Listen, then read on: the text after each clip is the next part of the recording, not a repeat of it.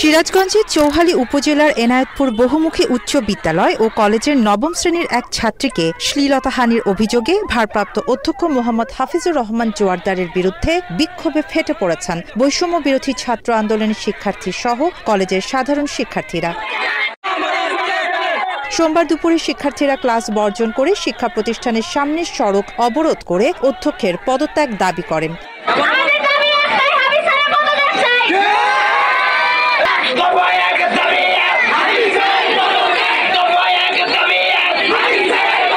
শিক্ষার্থীদের অভিযোগ, ভারপ্রাপ্ত অধ্যক্ষ তাদের শারীরিক ও মানসিক নির্যাতন করেন, তাই তারা অধ্যক্ষের অপসারণের দাবি তুলেন।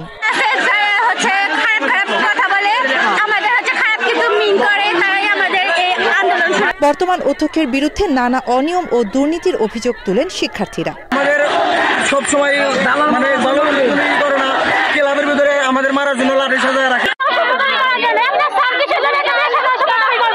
শিক্ষার্থীদের দাবির মুখে পদত্যাগ করেন ভারপ্রাপ্ত অধ্যক্ষ মোহাম্মদ হাফিজুর রহমান জোয়ারদার।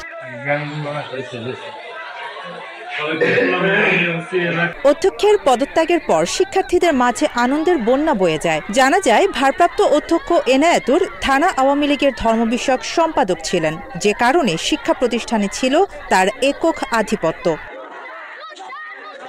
আরিবা জাহান, বাংলা এডিশন।